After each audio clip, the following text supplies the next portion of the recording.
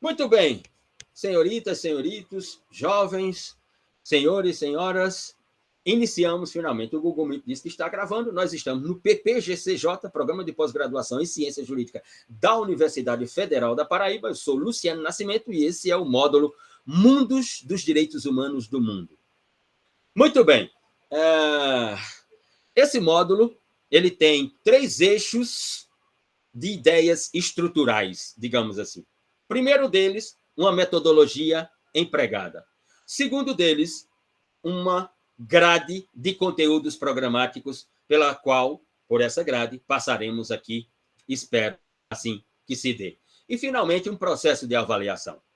Reputo que, do ponto de vista metodológico, e, obviamente, entre metodologia e processo de avaliação, tem que ter uma conexão inegável, inequívoca, eu diria até uma espécie de cordão umbilical entre metodologia e processo de avaliação, como tenho feito nos últimos 3 anos, nesse programa e no outro programa do PPGDH, lá do Núcleo de Cidadania e Direitos Humanos do CCHLA, no qual também lecionamos 2 módulos, em vez de vocês apresentarem um paper aqui, fazer uma exposição e tal, eu propuseria uma avaliação que ela fosse contínua, ou seja, com a participação de todos e todas aqui, relacionada à leitura dos textos indicados para os debates aqui, com as provocações que têm que ser feitas permanentemente, ou seja, traga suas ideias, se coloque,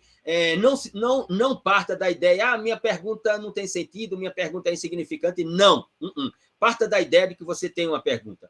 Se está havendo a exposição do conteúdo aqui, se está havendo a organização de um discurso, se você teve um start cognitivo, coloque sua ideia. Mais ainda, se a sua ideia, para além das ideias que você tem à luz das pesquisas que vem realizando, se você teve uma ideia naquele momento, no start cognitivo, não tenha dúvida, anote essa ideia imediatamente.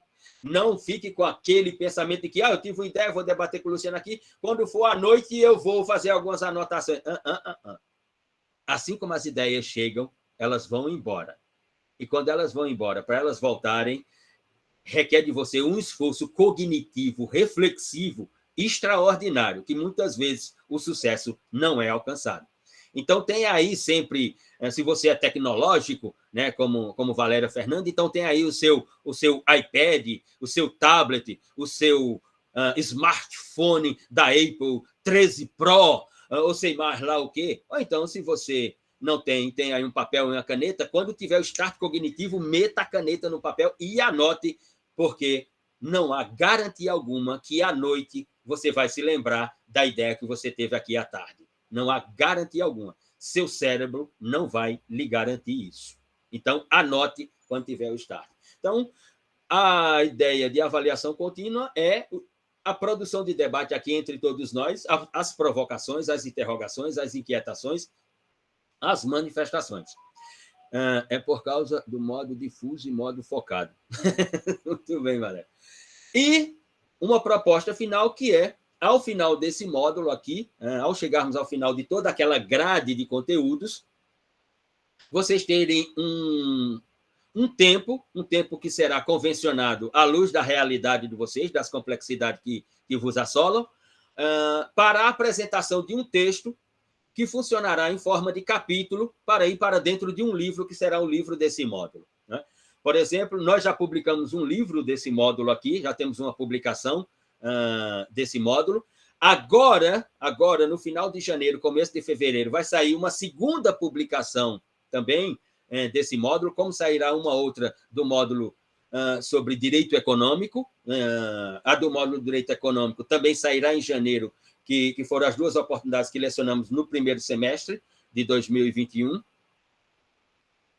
As temáticas, Valéria, as temáticas são relacionadas à grade que nós temos aqui com as pesquisas que estão realizando. Ou seja, você pegar um ponto da sua pesquisa aqui, relacionar com um tópico ou uma das temáticas que nós tratamos aqui, construir uma conexão e produzir um texto que figurará, portanto, como um capítulo desse livro, capítulo publicado pela Plural Editorial, a editora aqui da Paraíba, por um selo chamado Nupod Publicações, uma publicação que tem conselho editorial, tem conselho científico, com ISBN, registrada, portanto, na CBL, na Câmara Brasileira do Livro, ou seja, com tudo aquilo que a CAPES e que o Ministério da Educação, que o CNPq exige e que a própria CBL, a Câmara Brasileira do Livro, exige para que seja reconhecido como uma publicação oficial, ou seja, com todos os critérios formais de uma publicação oficial nesse sentido, digamos assim. Então, essa é a proposta, né? Que, ao final do módulo, publiquei minha dissertação, né? Exato, exatamente. E os livros, até então, desses módulos que leciono, foram publicados pela EduEPB. Agora, eles serão publicados, estão sendo publicados, como os dois que vão sair agora em janeiro e fevereiro, pela Plural Editorial e pelo selo que nós criamos aqui, registramos o selo na CBL, na Câmara Brasileira do Livro, que é o Nupod Publicações, no Conselho Editorial. O Conselho Editorial é formado por Luciano Nascimento, por Rafael de Jorge, por Jorge Douglas Price, professor da Universidade Comal, na Argentina, por Celso Fernandes Campilongo, professor do Largo São Francisco, por Antônio Roberto Faustino, professor da Universidade Estadual da Paraíba. O Conselho Científico é formado por professores como Eduardo Ramalho Rabenroche, por Maria Creuza, que já foi coordenadora desse programa, Gustavo Batista, por professores como Vincenzo Carbone, professor da Universidade dos Estudos Internacionais de Roma, um grande amigo, professor Vincenzo Militello, da Universidade de Palermo, professor Diego Duquelski, da Universidade de Buenos Aires, e uma série de outros professores. Portanto, o Conselho Editorial, o Conselho Científico são formados por esses professores. Então, com relação às formalidades, está tudo cumprido através da editora e do selo, digamos assim. Muito bem. Vou usar aqui o chat, né, para ir colocando alguns textos aqui do que nós vamos partir. O módulo, portanto, se chama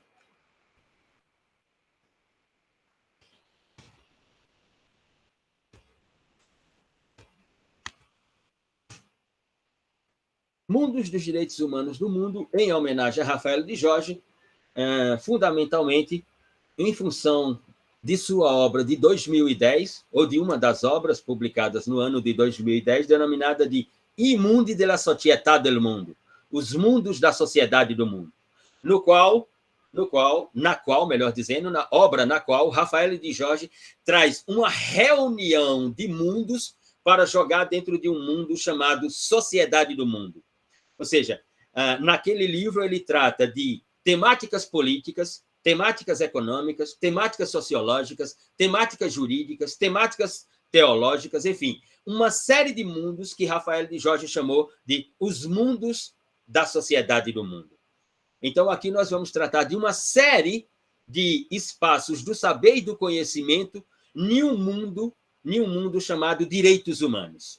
E nesse mundo chamado direitos humanos, a grade dos conteúdos programáticos, ela representa, nas suas divisões de eixos ou de mundos, os mundos desse mundo chamado mundo dos direitos humanos, ou desse mundo chamado direitos humanos. Então, o sentido da expressão mundos dos direitos humanos do mundo vai nessa direção. Uma reunião de temáticas, uma reunião de tópicos, uma reunião de saberes que estarão sendo debatidas à luz desse mundo chamado direitos humanos.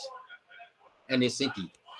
E nós partimos da ideia de que tanto esses mundos quanto o mundo denominado direitos humanos somente é provável ser observado, tanto essa rede de mundos quanto o próprio mundo dos direitos humanos, só é possível ser observada a partir de uma ideia de sociedade e de uma ideia de sociedade do tempo presente.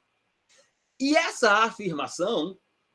nossa afirmação, ela expande enormemente o campo das complexidades, ou o fenômeno chamado complexidades. Por quê? Porque para construir direito, e aqui todos, né, e todas falaram sobre seus projetos de pesquisas, ou seja, pesquisas relacionadas à questão de cidadania, pesquisas relacionadas a questões tecnológicas, pesquisas relacionadas a questões econômicas, e todas elas direcionadas para um mundo chamado direito, para esse mundo dos direitos humanos chamado direito. Ora, mas para construir esse mundo, eu posso construir esse mundo das minhas pesquisas divorciado da ideia de sociedade? Ou seja, qual é a sociedade que eu observo?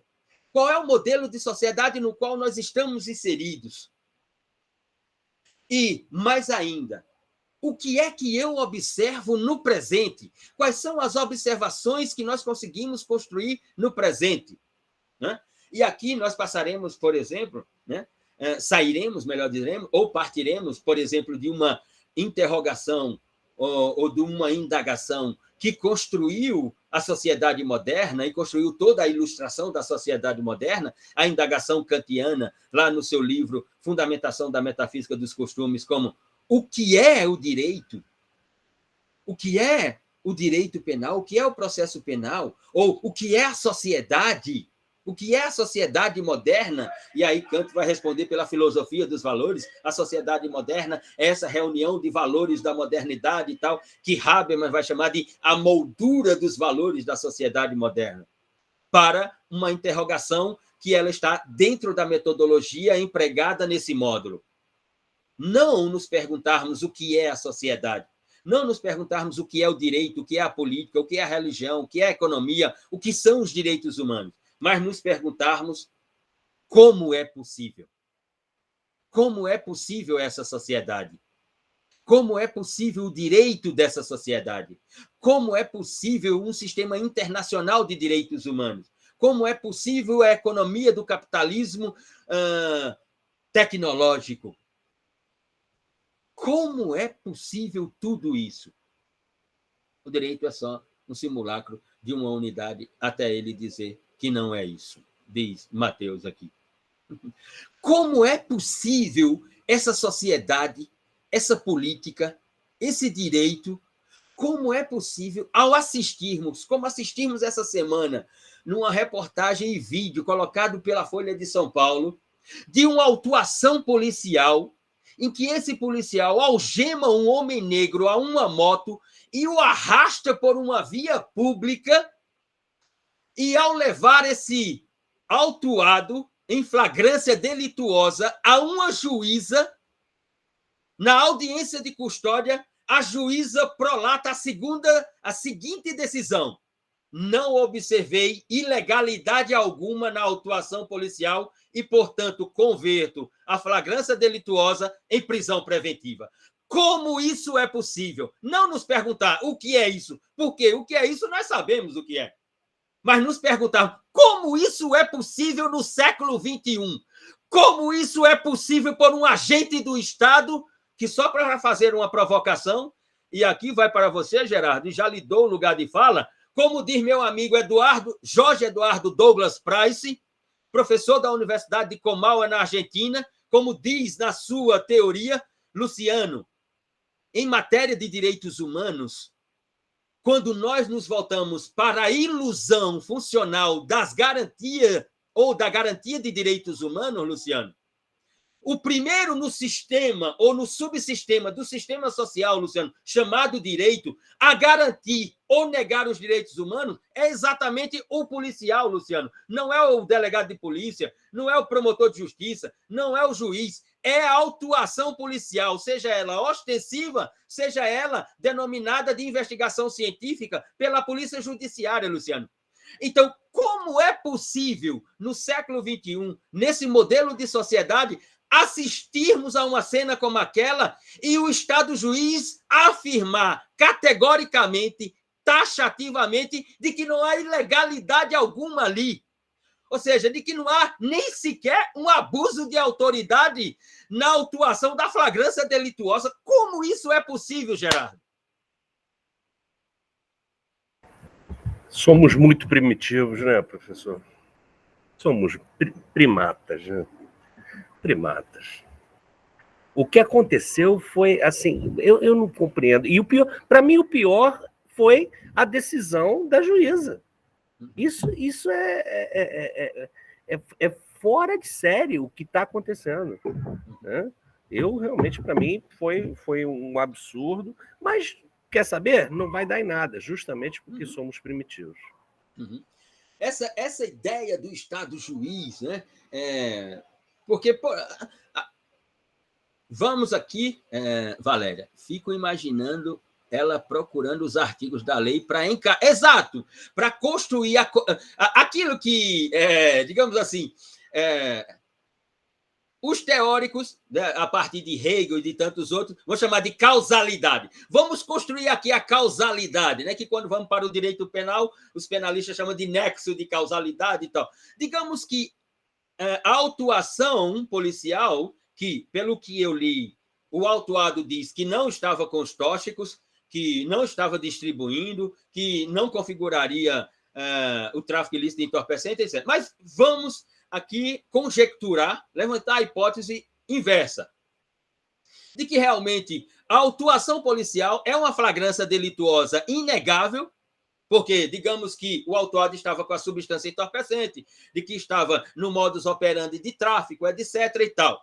Mas a forma pela qual se dá a condução do autuado para o Estado juiz decidir sobre a legalidade da prisão, ela não tem nenhuma infração a uma norma infraconstitucional ou à Constituição do Estado, aos preceitos do Estado constitucional de direito. O Estado juiz não conseguiu observar absolutamente nenhuma infração ali na autuação policial. Todos nós estamos observando um imaginário, Então, veja, partimos da ideia de que qualquer investigação, e aqui eu vou tentar delimitar ou especificar, qualquer investigação aqui nossa não pode desconsiderar, independentemente de qual seja o seu tema, seja o de Mateus sobre os direitos autorais, né?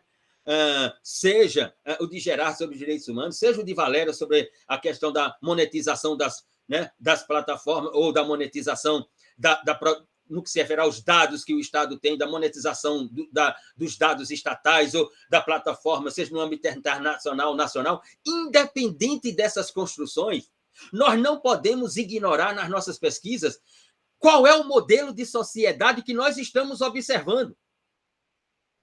Não há como mais ignorar isso, não há como mais construir modelos de direito ignorando o modelo de sociedade.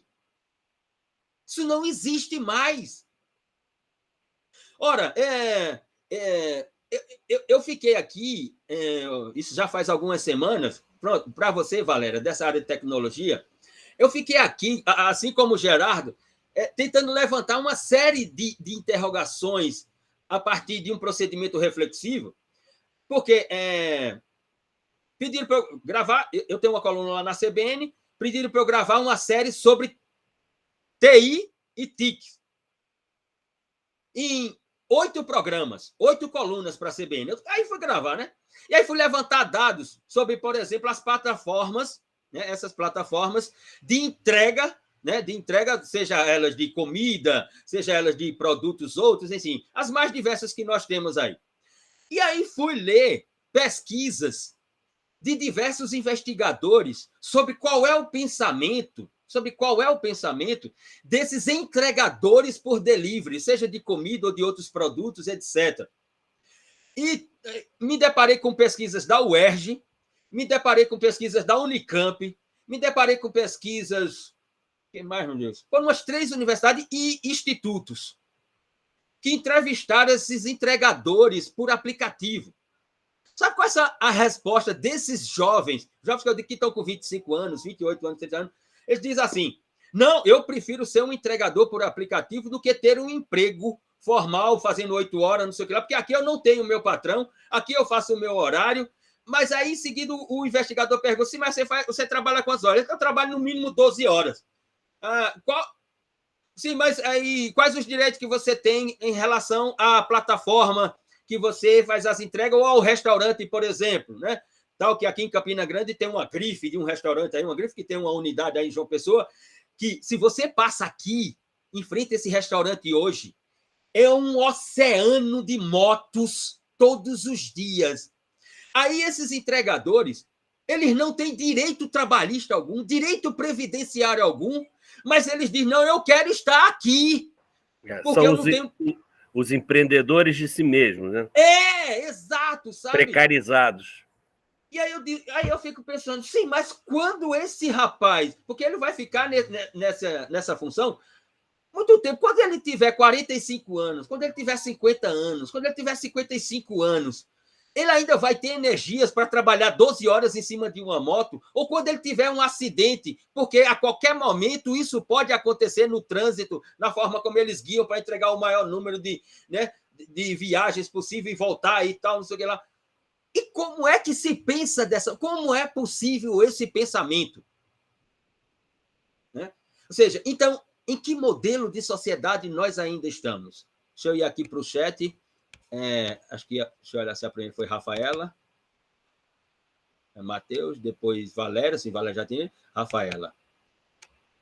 Os juristas aprenderam a encarar a interpretação das leis como algo absolutamente aberto, onde tudo cabe. O direito acaba como algo o que serve para fundamentar ideias próprias de certo e errado. Rafaela, antes de passar a palavra aqui, quem quiser falar, é só apertar essa mãozinha aqui para fazer assim, certo? Devia ter uma mãozinha aqui com um copo assim, para fazer assim, sabe? Com gelo. Um copo e uma garrafa de cachaça do lado de Jack Daniels, assim, para dizer assim, ei, eu quero falar, eu quero falar, eu quero falar, eu quero falar. Devia ter assim. Mas, como as metodologias no direito estão sempre atrasadas, né? Fazer o quê? Tem que beber água. É assim mesmo. Enfim.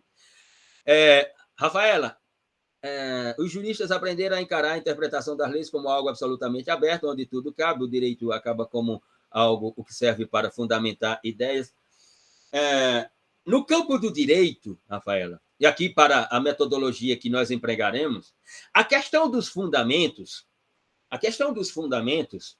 ela não é relevante, digamos assim. E depois você pode se manifestar após a minha fala como réplica, digamos assim. Ela não é relevante porque fundamentos no direito nós encontraremos sempre. Não falta fundamentos no direito, Rafaela. Se há algo que o direito lhe dá para você produzir linguagem, é fundamento. A questão é outra. Ao observar o fundamento, esse fundamento que eu vou utilizar na minha interpretação e na minha observação, ele é um fundamento que inclui ou exclui? Ele é inclusivo ou ele é excludente?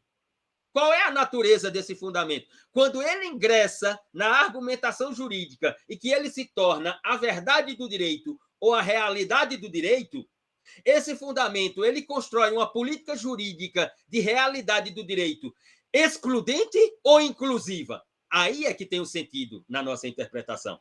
A função a ser cumprida pelo fundamento, não o fundamento. Não o fundamento. Porque o fundamento nós vamos encontrar. Né? Vamos encontrar à direita, à esquerda, à frente, atrás, para cima, para baixo. O fundamento, não vai faltar fundamento, Rafaela. Agora, o fundamento que você coloca na sua dissertação para organizar a argumentação e demonstrar uma verdade, e que eu faço a mesma coisa, esse fundamento que nós utilizamos através do direito, ele proporciona o direito ser direito num processo de inclusão ou de exclusão? Aí é que está o sentido. Por exemplo, para aquela palavra que você utilizou no começo, que a gente, inclusive, iniciamos aqui uma comunicação, a hermenêutica. Quando eu utilizo a hermenêutica como uma expressão de construção de sentido da argumentação e, portanto, como fundamento dessa argumentação, ela está incluindo ou excluindo? Essa semana, por exemplo, nós tivemos um voto, né, que, inclusive, um voto do presidente do Supremo Tribunal Federal, que ele é um voto hermenêutico. Agora, ele é um voto hermenêutico terrível. Terrível. Ao dizer que uma votação no Supremo Tribunal Federal terminada empatada não dá pro réu, dá pro societate. Isso constrói inclusão ou exclusão? Ou seja, uma votação do Supremo Tribunal Federal 5-5, você não reconhecer que é em pró do réu? e sim em prol da sociedade, qual é o contributo civilizatório que um voto como esse traz para o direito? Ou traz só um contributo jurídico e desconsidera o processo civilizatório? Tem a palavra, Rafael.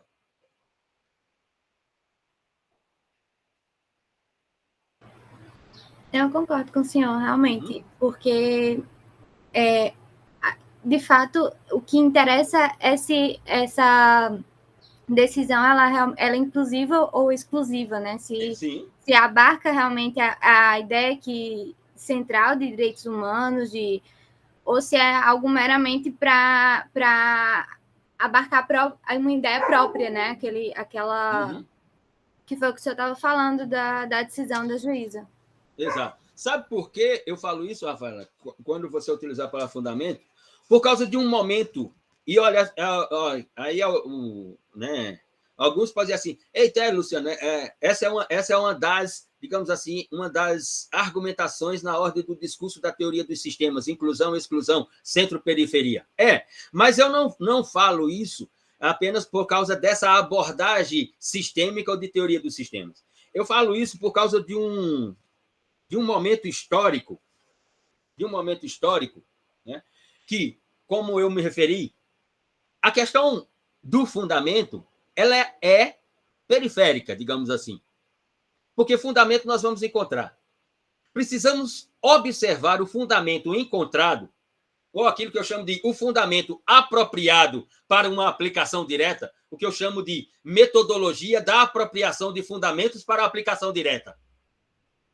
Quando esse fundamento é apropriado, é preciso observarmos se ele vai construir inclusão ou exclusão através do subsistema chamado direito. Sabe por quê?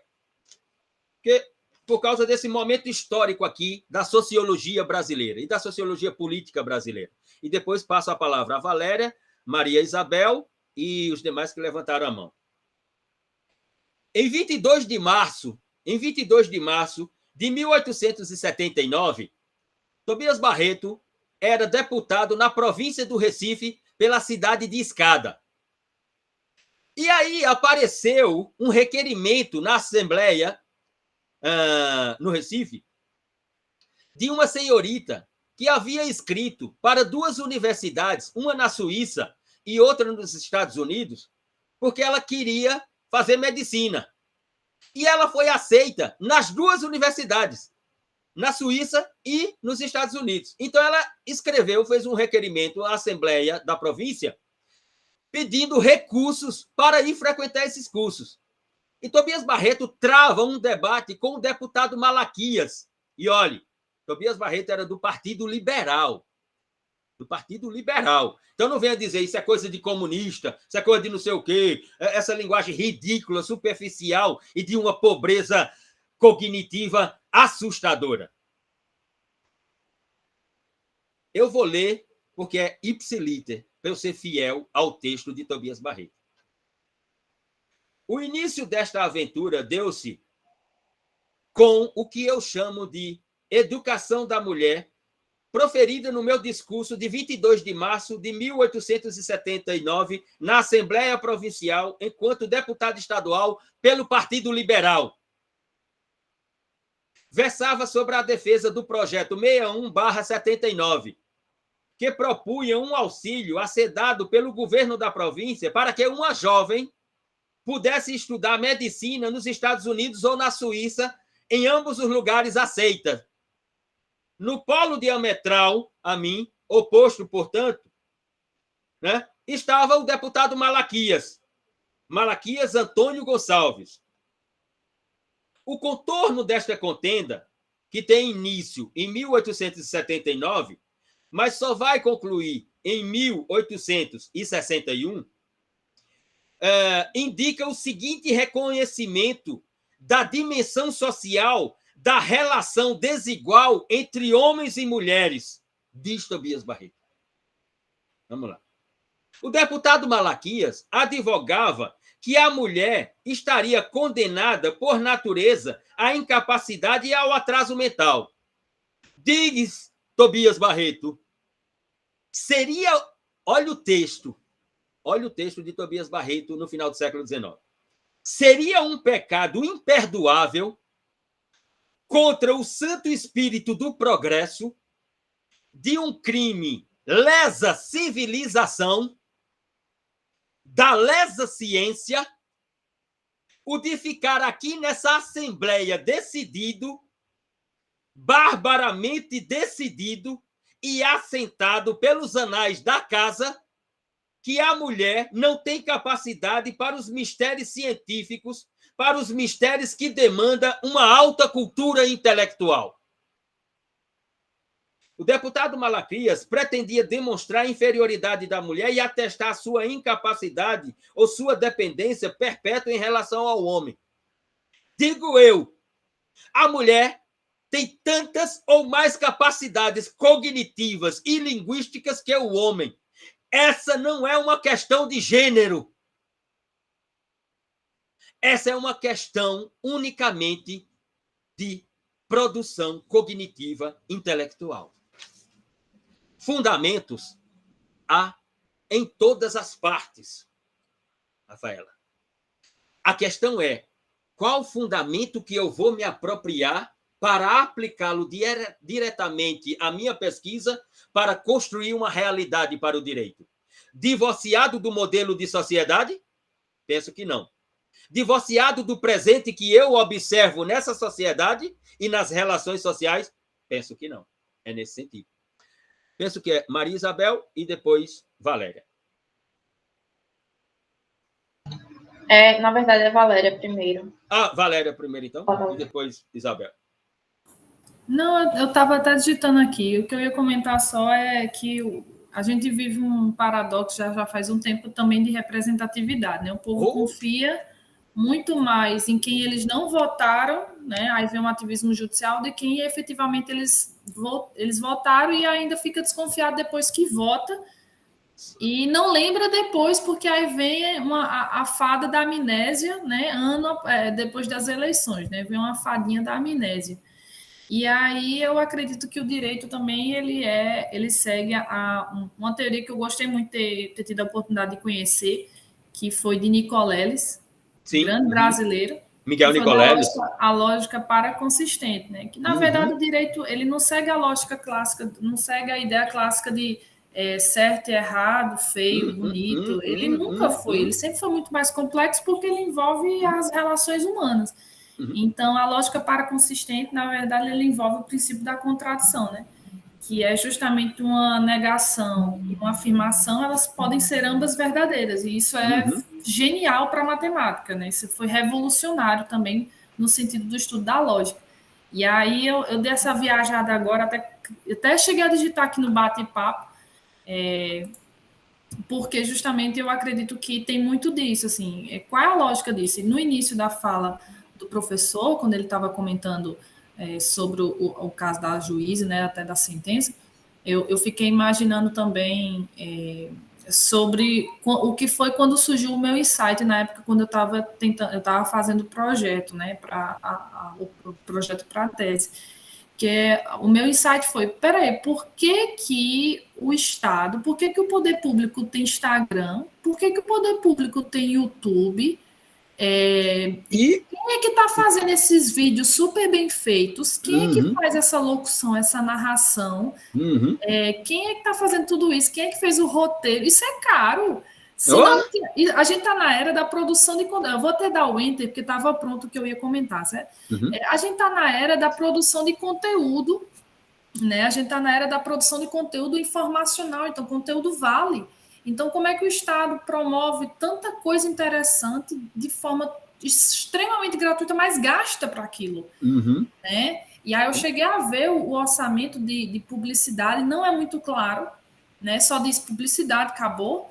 E quando você vai entendendo, eu fiz um cálculo, coloquei até na época no meu projeto, na nota de rodapé, eu coloquei eu fiz um cálculo na época que, assim, em média, um vídeo, por exemplo, se eu não me engano, foi da Caixa Econômica, um vídeo geraria quase R$100 mil por mês, por causa da quantidade só das regras de monetização do YouTube. Sim. E aí eu fico pensando, esse vídeo foi de graça e foi caro para ser feito, para explicar como a população pode fazer o financiamento Minha Casa Minha Vida. Ou seja, é um paradoxo muito interessante do regulado e regulador ao mesmo tempo, que é produto e usuário. Assim, fica um negócio meio... Né? Então, assim, são esses paradoxos que eu estou estudando, e eu até, o professor estava comentando da tecnologia. Na verdade, eu enxergo até muito mais o meu trabalho como de Estado, de direito, né, no sentido de Estado, de regulação, essas questões, do que propriamente tecnológico. Na verdade, tecnológico é só o pano de fundo, porque se a gente perceber mesmo, no fundo, qual é o problema aqui? É uma nova forma de financiarização, né? É uma nova forma aí que assim, um novo meio, né, do capital, que o Estado ainda não se atentou, mas o mercado já se atentou há muito tempo. Há muito tempo. Então, na verdade, é só o pano de fundo tecnológico aqui do trabalho. Mas se a gente reparar, tudo a questão aqui de acordar para a vida, né? E nesse sentido de regulação mesmo. Hoje já tem novos instrumentos, autorregulação, corregulação, já existe meta-regulação, não tem nada a ver com o Facebook, o negócio está viajando aí, o direito administrativo está voando, e cadê o Estado aí acompanhando essa questão? Então, assim, então eu queria comentar essa questão realmente desse paradoxo que a gente vem observando, pelo menos do meu ponto de vista aqui da minha pesquisa. Eu acredito que todo mundo deve ter reparado um paradoxo e não ter encontrado uma problemática também, né? Então, eu queria comentar um pouquinho disso aqui. E Matheus deixa ali um texto de que Nafarrate toca de uma questão como essa, está no texto, sim, e olha que é só uma introdução, né? Mas ele menciona sobre essa questão de estruturas, quando fala da questão da estrutura, ou seja, de uma das estéticas da teoria do sistema, que é, primeiro, observar as estruturas dos sistemas, identificar qual é a estrutura do sistema, né? E a Rafaela tinha me dito aqui, como é que é, Rafaela, antes de eu passar a palavra para Maria, ela tinha... mas o senhor entende... Pode me chamar de Luciano, Rafaela, não se preocupe, não. Essa questão de título, senhor e tal, essas coisas assim, pode chamar de Luciano. Mas entende que isso é tão só o produto de reflexão individual dos juízes? Pode explicar a interrogação? Sim, professor. É que o senhor falou que fundamento a gente tem para tudo, certo? Eu concordo plenamente com o senhor. Mas quando a gente fala em direito, e aí o Matheus trouxe a questão do Kelsen, né, também aí falando que direito é forma e tal, o senhor entende que essa reflexão sobre usar um fundamento inclusivo ou exclusivo é tão só uma definição própria dos juízes? Porque eles sempre vão encarar isso, então, como uma coisa que eles vão analisar sob a perspectiva deles de certo e errado, porque não tem como... Os juízes, Rafael, não faz a menor ideia do que é inclusão ou exclusão. Ele só faz a ideia do que é poder, não do que é inclusão e exclusão. O juiz não tem pensamento, porque pensamento inclusão e exclusão é pensamento social. Juiz não tem pensamento social. O juiz não faz a menor ideia do que é pensamento social. Ele é o debate man, ele é o protetor de Gotham City, entendeu? Ele entende que vai proteger a sociedade porque ele tem uma forma de poder para proteger a sociedade. Quando ele não participa dessa sociedade. Ele quer proteger algo do qual ele não participa, o qual não lhe atinge. Não? Então, se os juízes fizessem uma reflexão sobre o que é inclusão e exclusão, maravilha. Não fazem. Não fazem. Nós temos um caso, Rafaela, eu já lhe passo a palavra, Maria Isabel. Nós temos um caso acontecido em março deste ano, e que ele já se repetiu, porque depois dele vieram à tona uma série de outros casos, que é o caso um dos absurdos do direito. Você pode colocar aí no Aristóteles americano, também conhecido como Google, né? Se você colocar, ele lhe responde tudo. E se você escrever errado, ele ainda lhe corrige, né, que você está escrevendo errado. Então, você pode perguntar aí para o Aristóteles americano. Coloque aí, caso Paulo Mariano, Clube Náutico Capibaribe, para você notar o absurdo do direito nesse caso. É o caso de uma prisão preventiva sobre um crime que aconteceu mais de 2 anos e meio atrás, por um reconhecimento fotográfico de alguém que nunca respondeu a um boletim de ocorrência, nunca respondeu a um inquérito, nunca respondeu a um processo crime como sujeito ativo de algum delito. O delegado de polícia pede a prisão preventiva desse rapaz, que é o massagista do Clube Náutico Capibaribe. O juiz emite um mandado de prisão preventiva contra alguém. O caso é o seguinte, Rafaela. Na cidade do Recife, no bairro de Joana Bezerra, na noite de Natal de 2018, tem um assalto a um coletivo. 2 homens assaltam o cobrador do coletivo e os usuários do ônibus. Passa-se 2018, passa-se o ano de 2019, passa-se o ano de 2020, chega 2021. Em janeiro de 2021, o cobrador, por reconhecimento fotográfico, diz que um dos homens é fulano de tal, seu nome, Paulo Mariano. O delegado de polícia pede um mandado de prisão preventiva, que o juiz decreta a prisão preventiva. O juiz decreta a prisão preventiva. Vão cumprir o mandado lá no Clube Náutico Capibaribe, no CT do Clube Náutico Capibaribe, lá em Abreu e Lima. Chegam lá e perguntam quem é Paulo Mariano. Ele se apresenta e diz, sou eu. Diz assim, o senhor está preso. E a pergunta dele é, preso do quê? Quem nunca leu aqui Der Prozess, de Franz Kafka, o processo, leia. É Franz Kafka. É o caso de Joseph K., de O Processo, de Franz Kafka. Paulo Mariano pergunta assim, preso do quê? O senhor cometeu um delito, o senhor está preso, vem conosco. Eu? E ele é levado para a penitenciária de máxima segurança, Everardo Luna, e ele fica 23 dias preso. Por causa de um reconhecimento fotográfico. Quando ele sai, ele dá uma entrevista para o Globo Esporte do Recife, para a Globo Nordeste. E aí gera uma série de outras reportagens de casos semelhantes ao dele. O repórter pergunta, seu Paulo Mariano, como é que o senhor se sente num caso como esse? Porque sua advogada finalmente conseguiu, através da impetração de um habeas corpus, conseguiu uma decisão que coloca o senhor em liberdade de novo. O senhor acusado, o senhor é culpado desse delito que aconteceu lá na noite de Natal de 2018? A resposta dele é uma aula sobre investigação criminal, que o delegado deveria ter, que o juiz deveria ter noção. Ele diz assim, olha, eu jamais poderia ter sido acusado desse crime, porque na noite que diz que aconteceu o crime, eu estava com minha família num bairro periférico aqui da cidade do Recife, onde eu moro, na noite de Natal, confraternizando o Natal. As fotos estão postadas num perfil que eu tenho no Facebook. O horário da foto que eu postei. Então, para o delegado, tanto para o juiz, era só fazer o pensamento... Querem construir uma causalidade? Então, olhe que hora foi o assalto em Joana Bezerra, vá no perfil de rede social do cidadão, veja que hora a foto foi postada e veja se era possível, entre a distância de Joana Bezerra para o bairro onde ele mora, de se criar um álibi para dizer que estava na noite de Natal em casa e não ter assaltado aquele ônibus.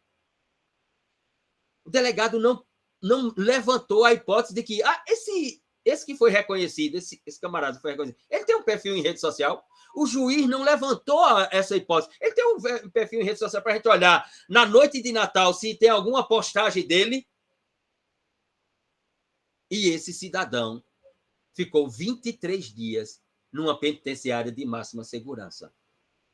A pergunta não é o que é, a pergunta é como isso é possível? Como isso é possível num Estado constitucional de direito? Aí você vai e constata, sabe como é possível?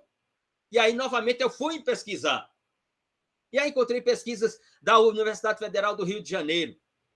Escutei, do pessoal do Sou da Paz, de não sei o quê. De cada 10 reconhecimento facial neste país, 8,5% o reconhecido é negro, como Paulo Mariano. É por isso que é possível. É possível por isso. Eu não preciso me perguntar o que é. O que é isso? Não. Eu tenho que me perguntar como isso é possível e a resposta ir em busca dela. É possível por causa disso. Sabe por que é possível? Vou até mostrar outra coisa aqui absurda antes de passar a palavra para Maria. Mas que dá a resposta do que é possível. Isso tem tudo a ver com observar a sociedade, observar o tempo presente e aí realizarmos nossas construções no direito.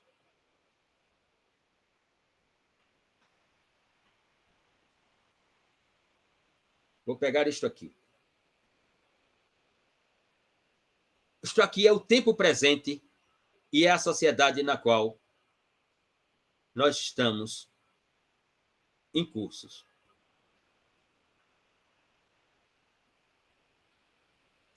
Esse jovem aqui, numa autuação policial e num confronto contra a polícia, resultou em óbito.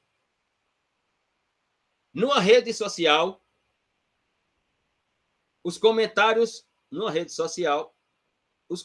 são: foi demorar. Esse já fez muita mãe chorar. Já foi tarde. Salário do pecado é a morte. Adoro. Oh, glória!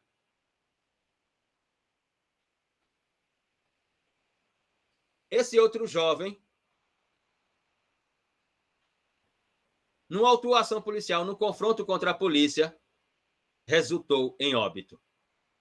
Os comentários numa rede social: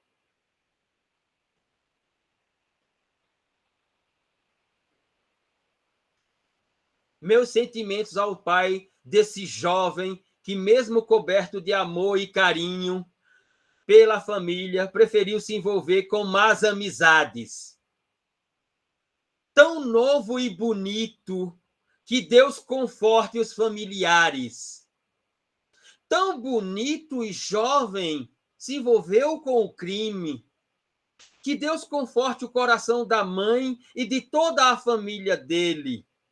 A bruxa está solta.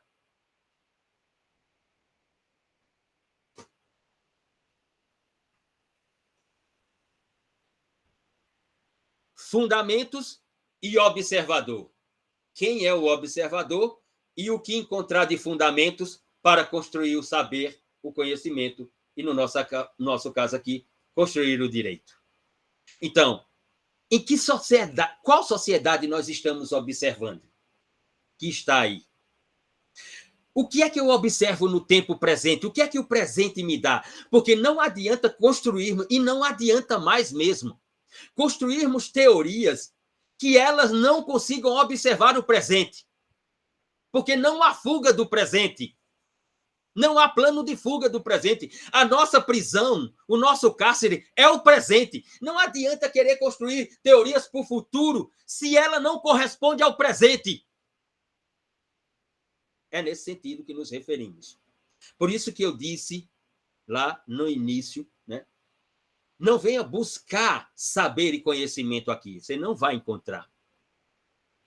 Venha buscar aqui fontes. Luciano, sobre essa temática, quais autores, quantos autores existem que tratam sobre isso, tal? Quantas teorias existem sobre esse ponto de observação? Opa, aí, tá vendo? Era o que eu queria. Não venha buscar. Você é a observadora. Existem os fenômenos. Existem os objetos. Observe os fenômenos. Observe os objetos. Observe a sociedade. Observe o presente e construa o saber. Porque aqui você não vai encontrar saber algum. Nesse programa ou em qualquer outro programa de pós-graduação, ele não tem nenhum saber a lhe dar, a lhe ofertar. Ele está esperando que você traga saber para ele. E sabe, Rafaela, quando você trouxer o saber para esse programa, sabe o que é que ele vai fazer? Na hora que você defender sua dissertação, que eles interpretarem que é um saber, e que é um saber extremamente interessante, eles vão aplaudir você como cientista. Vão indicar seu trabalho para o Prêmio CAPES. vão dizer que você deu um contributo imenso a esse programa. Vão fazer publicidade com o seu saber, porque programa não produz saber porra nenhuma. Quem produz é o pesquisador. E isso vai acontecer na sua vida. Agora, a pergunta não é como é possível, mas a pergunta agora sim é: qual saber que você trará para esse programa e que ele fará a publicidade? Será um contributo apenas jurídico ou será um contributo através do direito que seja civilizatório? Qual é o saber que todos nós estamos trazendo para esse programa? Senhorita Maria Isabel, que já exercitou o seu direito fundamental social à alimentação previsto no caput do artigo 6º da nossa Constituição. Professor, naquela hora que o senhor estava falando sobre os entregadores de delivery, eu lembrei muito de uma situação, de um documentário, na verdade, que foi feito aqui em Pernambuco, que é sobre o jeans na cidade de Toritama. Para quem não assistiu ainda, o nome é Estou Me Guardando para Quando o Carnaval Chegar. É super importante. Fala assim, sobre essas pessoas que acreditam serem seus próprios patrões, que não querem estar vinculadas a esse tipo de emprego de 8 horas diárias, e aí eles terminam trabalhando 12, 13, 14 horas por dia, sabe? E eu vivi isso muito de dentro, porque antes de entrar aqui no mestrado, eu era operadora de caixa num atacarejo. E assim, é trabalho, gente. Quem não trabalhou em comércio não tem ideia do que você passa e do que você tem que aguentar, calado para não perder o emprego. Mas quando as pessoas falavam e tal, eu falava, não, eu estou aqui só de passagem, porque eu vou me formar agora em dezembro, que era ano passado, né? Vou me formar em dezembro e vai abrir o edital do mestrado e eu vou tentar. Aí o pessoal, mas esse mestrado é o quê? Aí já começava daí, são bolhas totalmente diferentes, sabe? De quem está lá dentro do comércio. Mas esse mestrado é o quê? Eu explicava. É especialização na minha faculdade, não sei o quê, eu pretendo ser professora. Mas isso dá dinheiro? Eu dizia, é um investimento, né? Eu preciso desse diploma para fazer doutorado, para ser professora, fazer concurso e tal. E o pessoal dizia, e tu vai deixar o teu emprego, tu tem um salário aqui para tentar isso? Aí eu ia explicar, só que não tem jeito, sabe? Porque essas pessoas, eles precisam comer agora, eles precisam pagar água e energia agora, não dá para você falar em investimento. É como o entregador, o caso do entregador do delivery. Eles recebem, na maioria das vezes, por dia. Eles precisam comer hoje, eles precisam comprar comida para o filho hoje, e o Estado está fazendo muito bem esse papel de deixar essas pessoas tão preocupadas com o que vão comer amanhã, que elas não têm tempo de pensar fora daquilo. Mas direito... Eu tive um namorado que ele morava aqui na comunidade que chama Vila do Presídio, aqui em Arco Verde. E eu falei para ele, quando eu comecei, né? Olha, tenta terminar o teu ensino médio. Eu já estava na faculdade, né? Para tu tentar fazer um concurso. Aí fui explicar para a mãe dele o que era um concurso, sabe? Que você fazia um concurso para você ter uma estabilidade e tal. Aí ela disse logo, isso é coisa de gente rico. Ele tem que arrumar um emprego logo, porque aqui as condições não estão boas, a gente precisa viver. E, assim, você sai... Quando eu tive esse namorado, foi uma quebra de realidade, assim, absurda que eu vivi, sabe? E você vê do lado de lá a situação. Eles precisam... Não tem tempo de investir. Não dá para você pensar... Você vai viver daqui a 4 ou 5 anos, porque você tem que pensar o que vai comer amanhã. E aí o Estado está mantendo muito bem esse papel, principalmente o atual governo, de manter as pessoas preocupadas com o que é que elas vão comer hoje, para não ter tempo de pensar em formas de subir, né? Formas de especialização. De ascender. Mas se o próprio ministro da Educação diz que não precisa de ensino superior, que basta, né, tecnólogo, já é. Isso aí. Era isso. Tá bem. Muito bem, Maria. Domingos? Olha, eu vou dar uma visão um pouco diferente, porque pelo menos é da minha, de cartório, né? Porque é o seguinte, é a questão que está falando do Uber, né? Da uberização, de que esse pessoal não tem realmente direitos que deveriam ter, né?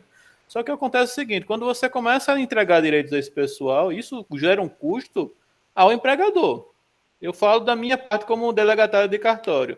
Por exemplo, eu paguei recentemente o 13º salário dos meus funcionários, eu tenho que pagar. Mas entenda, a minha renda não muda no mês de dezembro. Não recebo um boom do nada, não. Eu tenho que pegar o meu rendimento normal, certo? E começar a dividir, fazer o meu ajeitadinho para começar a... O que eu estou querendo dizer, às vezes, é o seguinte, eu não sei, estou falando do meu ponto de vista, não sou bolsonarista, estou colocando... É o seguinte, essa situação de, às vezes, dar direito para uma determinada classe não vai gerar um problema em relação ao empregador, e, nesse caso, fica mais difícil a contratação, por exemplo, se regulamentar essa questão do Uber e transformar ele em funcionários de uma rede de restaurante, por exemplo. Isso, o restaurante tem como sustentar isso ou não? Só estou colocando debate, tá? Não estou dizendo que isso é certo, que isso é errado. É porque eu estou falando do meu, assim, de outra perspectiva, certo? Sim. Que eu vejo como empregador porque eu tenho que pagar todo mês em INSS, que é uma lapada. Eu tenho que pagar FGTS, tenho que pagar um monte de coisa. Você está entendendo? Era isso que eu queria colocar. No campo dessas plataformas, o que eu acho cômico, né, e é tratar todos nós como idiotas, é essas plataformas que não querem construir nenhum vínculo de previdenciário ou trabalhista com os trabalhadores ou os operários que executam a função, né? Quando faz a entrega e tal, e que você avalia o entregador, aí que você avalia, né, no verdinho lá, dizendo que foi legal, aí ela coloca lá um negócio para você dar uma gorjeta para o camarada. Quer dizer, eu tenho que dar a gorjeta, tu não tem vínculo nenhum com o trabalhador. Explora o trabalhador. E eu ainda tenho que dar uma gorjeta para o trabalhador? E tu dá o quê para o trabalhador? Eu acho isso muito cômico. O cliente paga o produto, o cliente paga o transporte do produto e o cliente ainda tem que dar a gorjeta para o entregador. E a plataforma faz o quê? O que é que sobra para a plataforma? Porque eu não conheço nenhum que seja proprietário dessa plataforma que esteja péssimo de vida. Não conheço nenhum. Tem uns que perderam os direitos autorais. É verdade. Eduardo brasileiro que ajudou no Facebook, que o diga. Esse se lascou. Não, mas se lascou ainda ganhando uma bolada. Pelo menos eu queria me lascar como ele também. Ele não vai ganhar mais, mas porque ele saiu também não é tão ruim assim, não. Também não é uma delícia.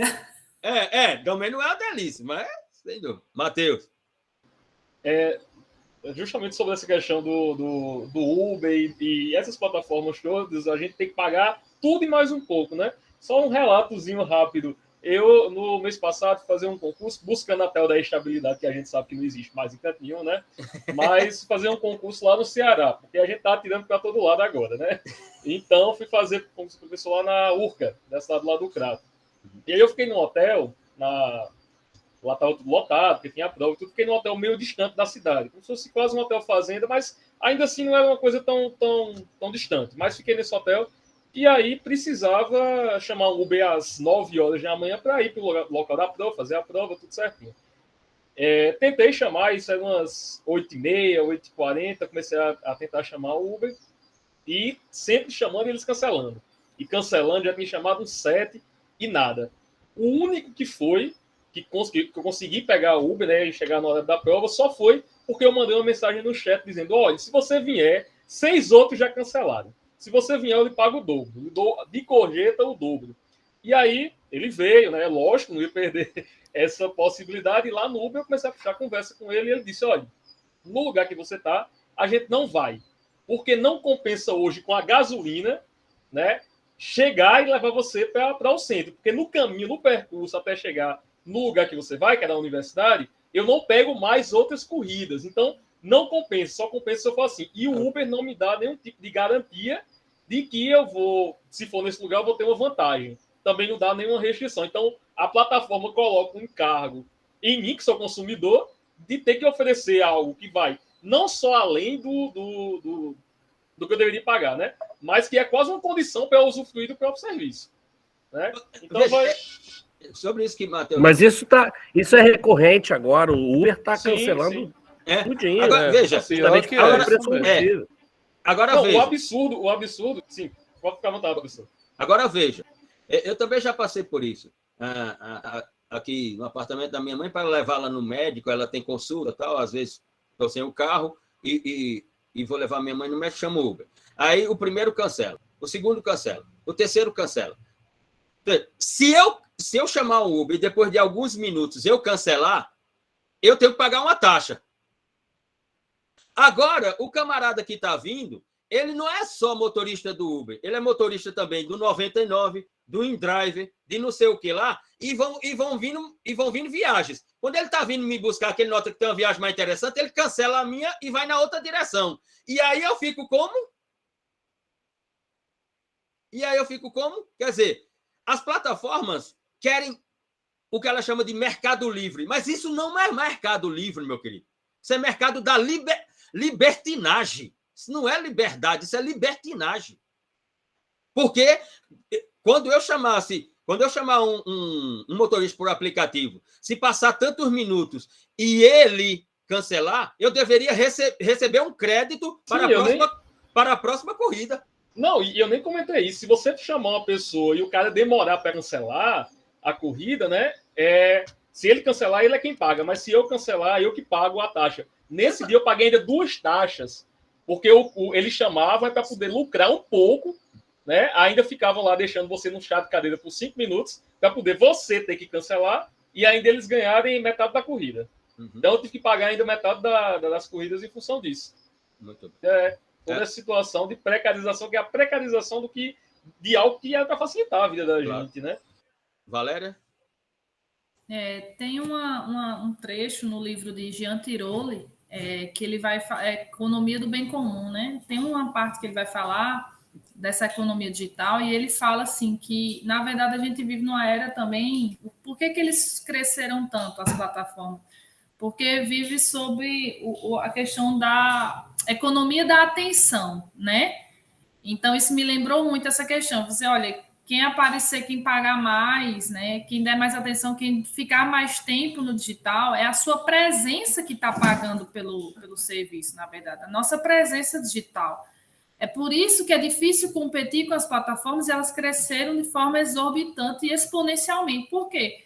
Porque como é que eu, empresa comum, né, nem que eu seja de tecnologia ou de transporte ou qualquer coisa, como é que eu vou competir com alguém que o preço é quase zero, com a ideia, a propaganda, que o preço é gratuito? Mas por que o preço é gratuito? Porque você está pagando pela sua presença, que são os dados. Exato. E aí eles ganharam muito com isso, em quê?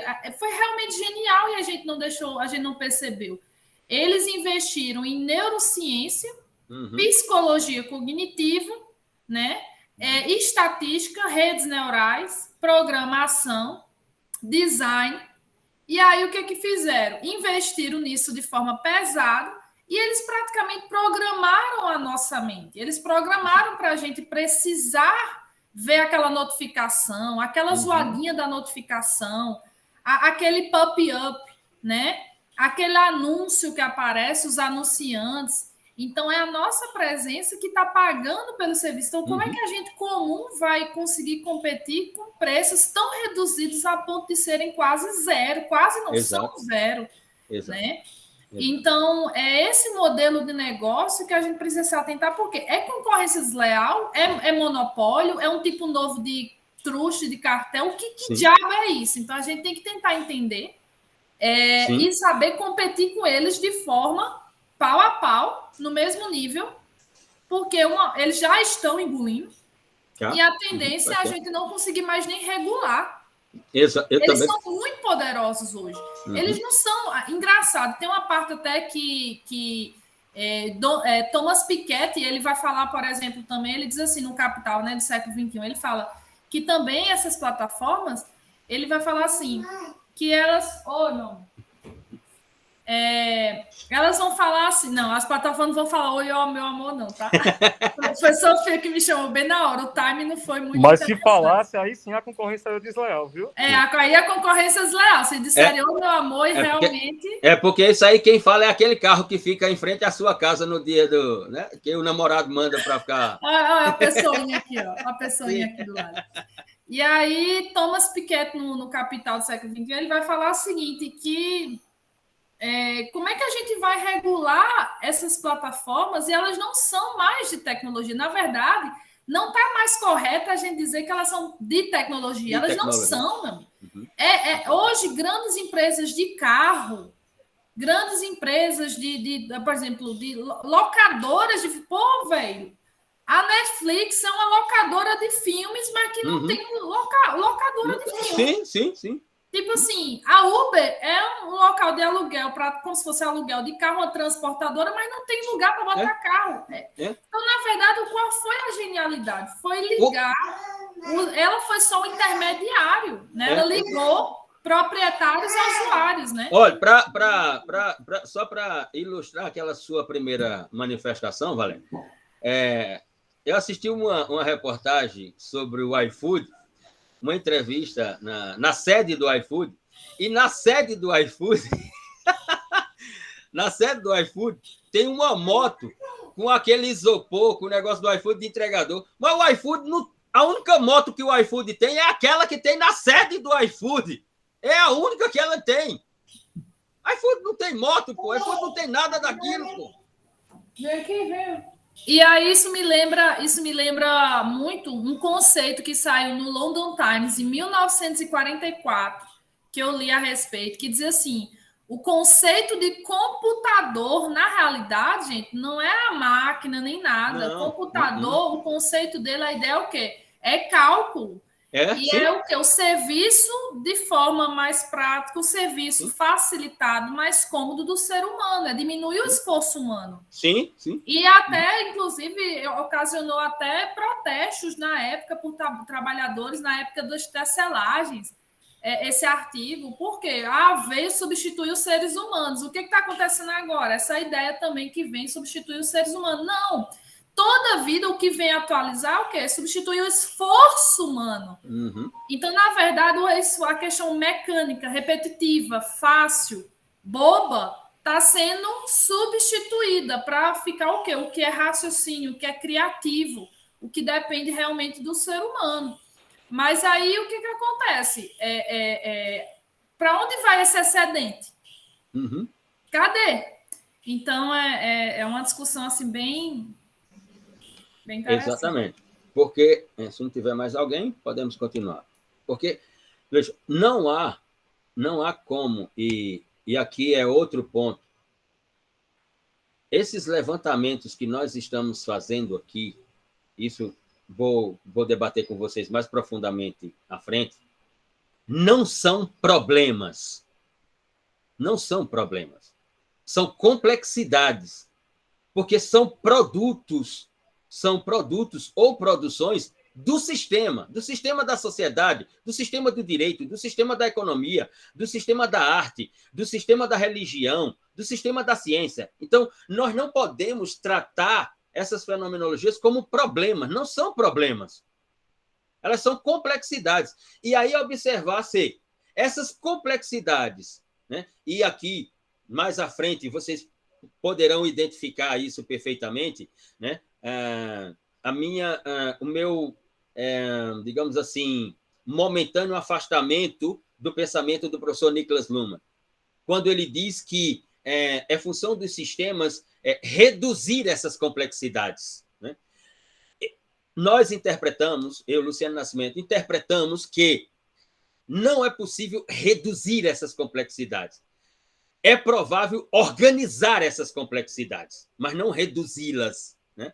E que elas não são problemas, são complexidades. Um estudo do direito, um estudo da economia, um estudo da política não vai trazer soluções, porque não são problemas, mas trará técnicas, construirá técnicas que poderá organizar essas complexidades. Mas sobre isso nós falaremos no decorrer aqui dos encontros, digamos assim. Por isso que se faz necessário, sob nossa observação, né, partir da ideia de sociedade. O que é que eu estou interpretando como sociedade? E nesse espaço imaterial que é a sociedade, porque ela é um espaço imaterial, porque sociedade é produção de comunicação. A sociedade, como diz Rafael de Jorge, a sociedade não fica com febre, a sociedade não tem gripe, ou seja, a sociedade não é infectada pelo coronavírus. Ela é um espaço imaterial de produção comunicativa. Quais são as produções comunicativas sobre direitos humanos, sobre economia de mercado, economia estatal, sobre política, produção legislativa? Quais são as comunicações que estão sendo produzidas? E, obviamente, nesse espaço imaterial chamado sociedade, observar o presente. Porque o que significa observar o presente? Porque o limite das construções teóricas é o presente. Eu não posso produzir algo que eu vou nominar de teoria se eu olho para o presente e não tem correspondência no presente. Então, essa minha teoria significa o quê? Qual o sentido dessa teoria? Como diz de Jorge, observar o presente significa determinar a diferença que o faz presente. O presente é o limite da diferença. Ou seja, o presente é o limite da teoria. Ou seja, como é que eu posso falar de direitos humanos e assistir uma cena como aquela do policial, depois uma prolação de uma decisão por uma magistrada naquele sentido, e tudo continuar como era dantes no quartel de Abrantes? Então, o que é que eu estou observando como direitos humanos? Qual é a realidade dos direitos humanos que eu estou observando? Então, eu olho para o artigo 6º da Constituição e lá diz que a alimentação é um direito fundamental social. E, ao mesmo tempo, o Estado reconhece que 20 milhões de pessoas nesse país, através de um ministério seu, Ministério da Cidadania, reconhece que há uma insegurança alimentar de 20 milhões de pessoas nesse país. Então, de que direito eu estou falando? De que direito fundamental social eu estou falando? De que direito humano eu estou falando? Então, que teoria é essa que eu estou falando? Qual é a correspondência que ela tem com o modelo de sociedade e com o tempo presente? E o que será o que eu vou construir como teoria? Não há como desconsiderar a ideia de sociedade e o tempo presente para qualquer construção, nesse sentido que nos referimos. E posto isso, a partir, portanto, dessa estética ou desse cenário colocado aqui, é que nós vamos para a denominada metodologia empregada nessa disciplina. E vou chamá-la, ou nominá-la, digamos assim, e vou colocar aqui no chat,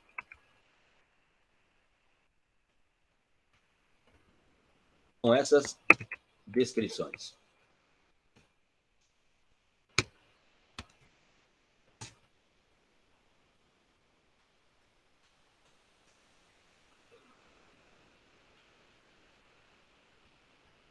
Não há como propor uma construção do direito ignorando que ele é um sistema e que ele próprio, na sua autonomia, na sua independência, seja na sua autonomia ou independência estrutural do ponto de vista da funcionalidade operativa, mas não há como e não há mais como observar o direito sem nenhuma observação para a sociedade, como se ele fosse um sistema satélite. Está lá em cima, só observando a sociedade. Não há mais. Não vejo mais sentido nisso. O direito é um subsistema do sistema social, como diz Luhmann, Então, se ele é um subsistema do sistema social, e aqui a tradução que Luhmann coloca eu tenho a relação social desse sistema social chamado sociedade. Então, quando é que o direito é convocado para aparecer como subsistema dessa sociedade? Quando há um conflito. Em regra, quando há um conflito nas relações sociais. A questão é que quando o direito é convocado e ele se apropria da relação social, ele transforma a relação social, como diz Antônio Castanheira Neves, lá na Faculdade de Direito de Coimbra, ele transforma a relação social num problema jurídico. O que é equivocado, porque não pode ser um problema jurídico. O direito não pode interpretar a relação social como um problema jurídico. O direito tem que interpretar a relação social como uma complexidade do processo comunicativo que dá vida à sociedade e que o direito tem uma função a cumprir à luz desse sistema social, que é reorganizar o conflito dessa relação social e não tratá-la como um problema. Ora, a decisão judicial tem sido o mecanismo pelo qual o direito aparece para o quê? Para alguns, para resolver o problema. Para nós, para organizar essa complexidade social. Mas aí entra, Luciano, a decisão judicial está organizando essas complexidades ou está desorganizando mais ainda essas complexidades? Porque as decisões judiciais que nós observamos, você observa e diz: como foi possível essa decisão judicial? Aí você vai ter que investigar como foi possível. Como é possível o presidente de uma Suprema Corte, de um Tribunal Constitucional, né, como disse Lênio Streck no seu artigo dessa semana no Conjur, afirmar taxativamente que um empate na casa, no plenário da casa, não pode configurar indúbio pro réu? Como isso é possível? Como é possível falar de afirmação histórica dos direitos humanos, né, como diz o professor Fábio Conde Comparato, quando você assiste cenas que é a negação de algo que já deveria estar organizado como complexidade nessa sociedade? Porque aí, num debate aqui com alguns amigos, Luciano, mas aí vai tudo para o policial e tal, porque é um caso isolado. Não, não é caso isolado não, meu caro. São casos periódicos. Então, essa complexidade já deveria ter sido organizada, e organizada pelo sistema do direito como? Organizada pelo sistema do direito através da decisão judicial. Não há como. Não deveria ser uma normalidade jurídica uma juíza observar aquilo e dizer: não vejo ilegalidade nenhuma na prisão. A normalidade deveria dizer assim: reconhece-se a autuação dentro de determinadas propriedades em que estava presente o entorpecente, era caso de tráfico e tal. No que se refere à forma da autuação e à condução para o Estado juiz tomar uma decisão sobre a legalidade da prisão ou não, tem o quê? Tem infrações de natureza constitucional. E, portanto, todo o trabalho realizado, por causa da forma da autuação, nós temos um problema de constitucionalidade, ela não pode permanecer. A prisão é ilegal. Nós observamos exatamente o contrário. Diz Bianca. Voltei agora, professor. Deu tempo de assistir o finalzinho da aula. Tranquilo, Bianca? Matheus, a normalidade em um sentido literal de observância da norma. Para concluirmos por hoje, sabe por que casos como aquele, ou como esses dois, seja a prolação do voto de Fux, seja a autuação policial e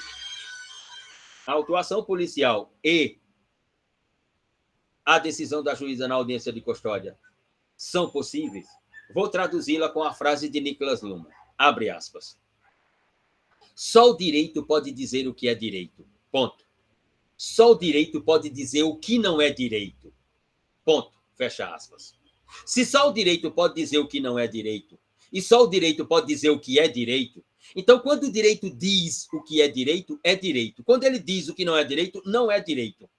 Aqui está a questão. Por isso é possível também. Porque o que é direito e o que não é direito é determinado pela estrutura e pela funcionalidade operativa do direito, e não de outro sistema. Por isso que tudo é possível. E como sair desse labirinto do direito? Porque quando o direito se manifesta afirmando o direito, todos nós dizemos, é o direito.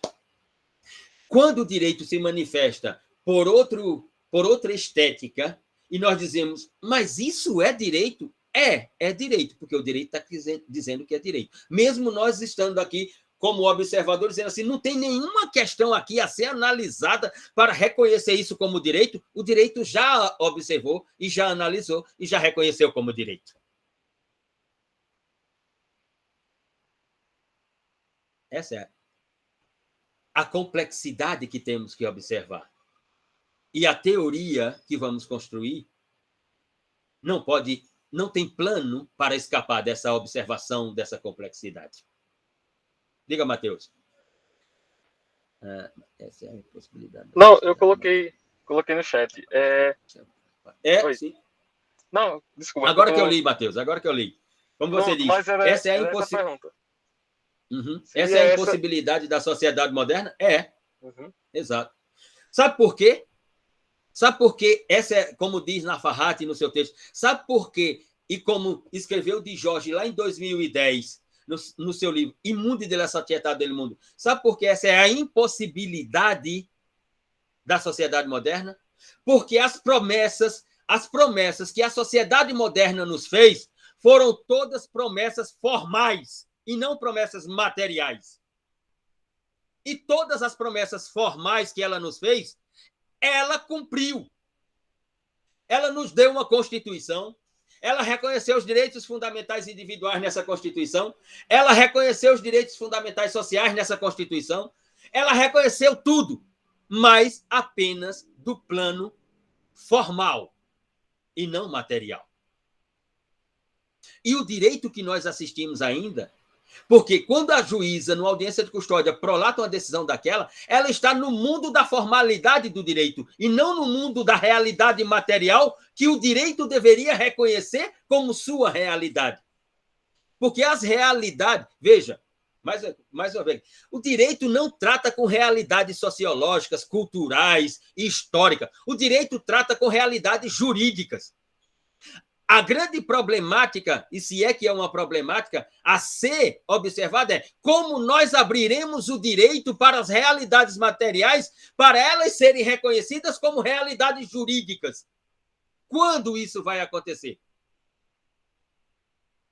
Porque chegar aqui e dizer assim, no texto de Nafarrate fica muito bem explicado que Luhmann diz, na teoria dos sistemas, que o direito opera fechadamente na sua estrutura, mas tem a cognição aberta. Sim, não é mais suficiente o direito ter a cognição aberta.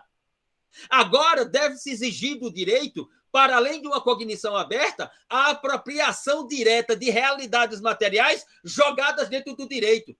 Como, por exemplo, o reconhecimento da ilegalidade de um ato como aquele. O reconhecimento de que é um absurdo o reconhecimento fotográfico para colocar alguém dentro da prisão. É dessa materialidade que temos que exigir que o direito se aproprie e transforme-a em jurídica.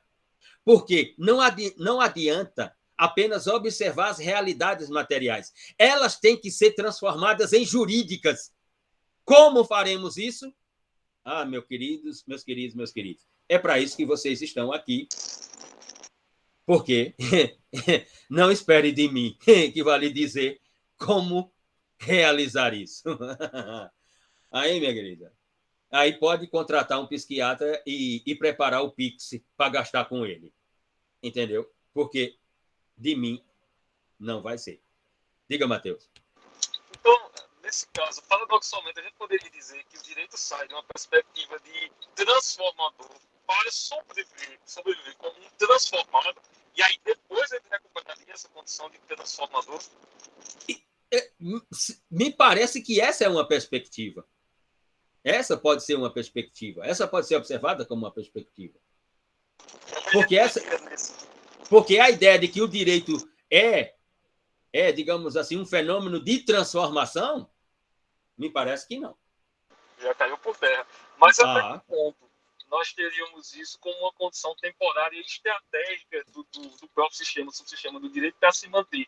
E aí, em determinado momento, quando ele percebesse, né, a gente fala com essa conotação de personalização, mas é porque se entende justamente desse modo, como um organismo quase vivo, né? A própria Poeira disse isso muito claro. Mas a gente poderia ter essa ideia de que essa redução do direito proposital é estratégica, em um determinado momento ele vai emergir novamente, como estrutura de transformação e não transformável. Sim, sim, sim, e me parece que é um dos caminhos a ser observado por uma constatação que ela se torna inegável.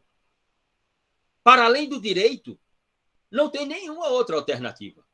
Nós não construímos nada para além do direito. Nós Ele não percebeu que construiu, talvez, né? Sim. Não, perfeito. Nós não observamos até então nenhuma outra alternativa. Foi isso que eu pensei muito nesses dias, lendo o texto. Né? Se nós já não teríamos uma estrutura para substituir esse direito estatal, esse direito proveniente do Estado. Se essa estrutura já não existe, e aí, claro, coloquei o peso maior, acompanhando a Valéria, nas Big Techs, né, que já tem condições suficientes de se configurarem, em termos, inclusive, econômicos, como Estados. Exato. Agora, a gente tem que ver se em termos também de termos políticos, em termos jurídicos. Jurídicos eu acredito que sim. Políticos tenho algumas dúvidas. Mas econômicos e jurídicos já são... A configuração de Estado já existe em plataformas como a Valéria citou o metaverso mais cedo. O metaverso está aí para provar essa emergência, inclusive alterando essa dinâmica. No outro artigo da disciplina anterior do senhor, não sei se o senhor se recorda, mas eu comentei sobre exatamente essa mudança de perspectiva. Não o real determinando o cyberespaço, mas o contrário. O cyberespaço determinando... Construindo o real. O real, exato. Sim, e aí, numa perspectiva política de Estado e de direito também, isso seria uma construção em construção.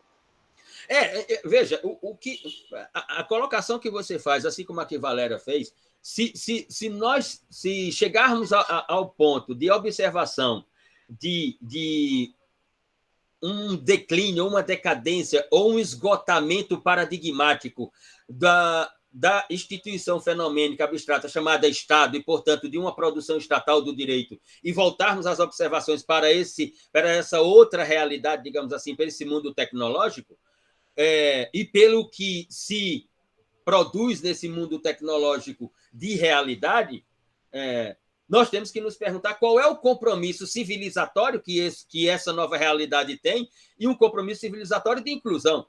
Porque, pelas narrativas que nós encontramos, esse paradigma vai transformar todos nós numa sociedade de The Walking Dead.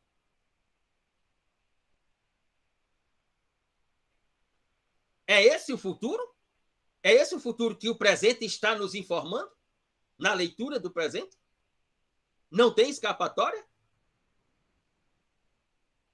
Ou seja, então, o paradigma iluminista, eu diria nem iluminista, mas o paradigma constitucional humanista, fundado, por exemplo, nos direitos fundamentais, realizado, por exemplo, formalmente, pelo menos, nos direitos fundamentais, esgotou-se?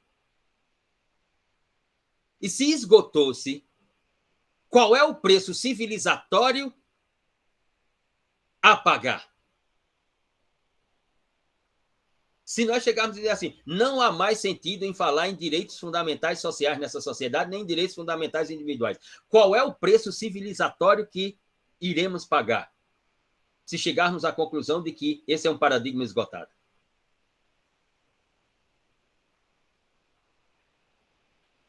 Veja, teríamos a possibilidade de descobrir outras categorias regulatórias que substituem o direito? Possibilidades sempre há, Matheus. A questão é, qual será essa possibilidade? O que virá dessa possibilidade? Qual será essa escolha?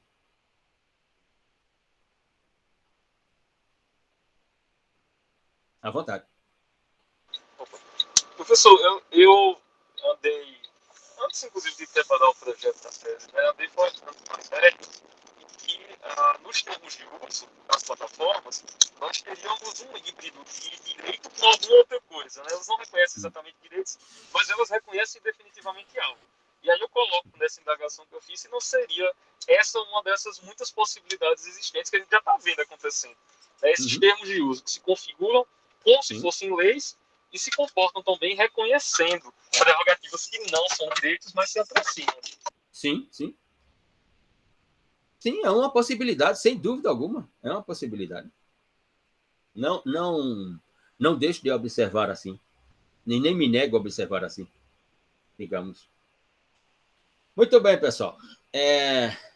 São 5 horas, como diria a Voz do Brasil, são 5 horas e 6 minutos em Campina Grande, também conhecida como a The New York City of Nordeste, Brasil. Professor. Sim. Domingo. Bom, antes do domingo, vou manter o mesmo texto. Peço para que pegue o texto, dê uma relaxada aí, vá tomar uma, tá direitinho assim, aí depois pegue o texto, leia novamente, faça uns rabiscos, me faça umas provocações, porque no próximo encontro iniciaremos pela metodologia à luz do texto de Javier Nafarrate e de um outro texto que já selecionei, do professor Israel Lanas, que envolve a metodologia nos seus elementos constitutivos, não nas suas estruturas, mas nos seus elementos constitutivos, para debatermos. Okay? Diga, Domingos. Esse grupo essa disciplina tem algum grupo de WhatsApp ou não? Eu penso que sim. Alguém aqui no começo, eu acho que foi Caroline. Caroline que colocou aqui o link, está no chat, o link da turma. É porque eu acho que eu entrei depois. Podia colocar o link de novo? Deixa eu ver. Deixa eu olhar aqui, deixa eu ver se eu encontro.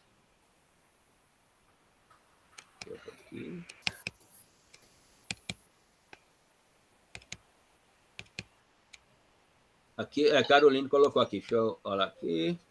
Vou colocar de novo. Colocar de novo, por favor, professor. Pronto, é esse aqui. Licença. Domingos, tu és de Pesqueira, Eu sou de Pesqueira, eu sou. Ah, tá. Eu sou de Arco Verde. Tu falou e eu fiquei pensando se era Pesqueira mesmo. Muito bem. Um de Pesqueira e outro de Arco Verde, na República de Pernambuco, não é isso? Então. Eu também sou de Pernambuco. Senhor